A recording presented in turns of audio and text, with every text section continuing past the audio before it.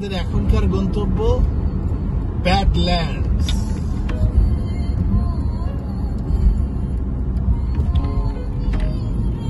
ব্যাডল্যান্ডস এর খুব কাছাকাছি চলে এসেছি, আর মাত্র 2 কিলোমিটার। দেখা যাক প্রকৃতি সেখানে কি নিয়ে অপেক্ষা করছে আমাদের।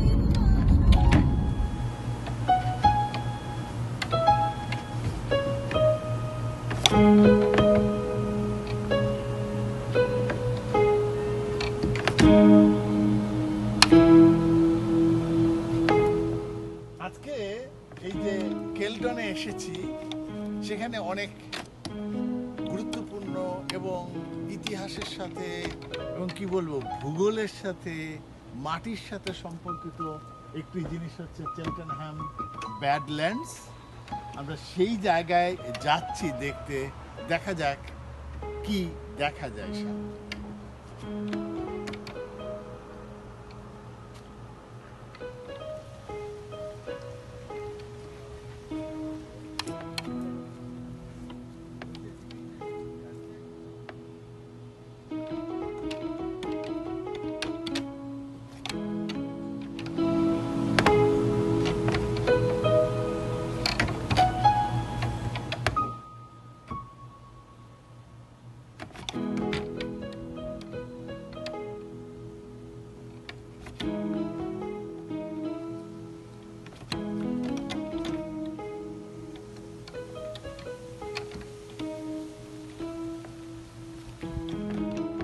এই যে ট্রেল দিয়ে আমরা হেঁটে চলেছি, দেখতে পাচ্ছেন যে একটু লালচে মাটি। যে জায়গাটায় যাব ওরা বলছে যে এরকম জিনিস, মানে গুগল বলছে, আমি আসলে ব্যাডল্যান্ড ব্যাপারটা অত ভালো বুঝতে পারছি না, তবে মনে হচ্ছে যে একসময় মানে জল না থাকা একটা মরুভূমি ভাব তৈরি হয়ে যাওয়া, তার কারণে প্রায় ধরুন 5 লাখ বছর আগে এরকম করে মাটির ফর্মেশনটা হয়েছিল। বুঝতে পারছি না যে একদম এর চারপাশে তো গাছপালা রয়েছে, সবুজ রয়েছে, জনবসতি রয়েছে, সেখানে এরকম ব্যাডল্যান্ড কি করে আসে। আমার ধারণা যে বন্ধুরা এ বিষয়ে ভালো জানেন তারা আমাকে সাহায্য করবে।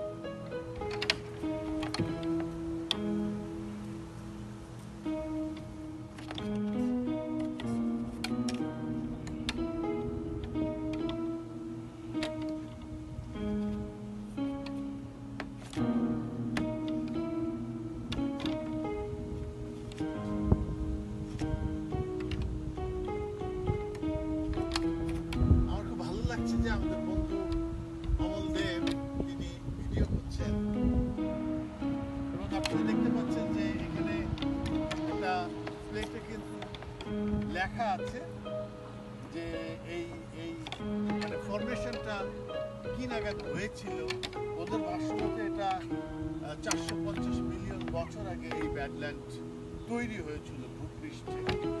ওরা বলছেন যে you are looking at a large expanse of exposed red greenstone shale that contains thin layers of siltstone and sandstone। এবং ওদের মতো করে ওরা ব্যাখ্যা করেছেন যে নর্থ আমেরিকার বিভিন্ন জায়গায় এই ব্যাডল্যান্ডগুলো কিভাবে তৈরি হয়েছে। দেখা যাক এই ব্যাডল্যান্ড আর কতখানি এলাকায় তৈরি হয়েছে। এই যে ব্যাডল্যান্ড মানে ওরা বলছে যে মানে বৃষ্টি না হওয়া, প্রবল খরা, তার কারণে একসময় ভূপৃষ্ঠের এই সমস্ত জায়গাগুলো এরকম হয়ে গিয়েছিল। কিন্তু বিস্ময়ের যে এর পাশেই কিন্তু আমরা দেখতে পাচ্ছি সেই গাছ সবুজ বৃক্ষরাজি, অথচ সেখানে এতটুকু জায়গা জুড়ে কিরকম করে এই ব্যাডল্যান্ড হয় আমি জানি না। নিশ্চয়ই আমার কোনো না কোনো বন্ধু জানবে।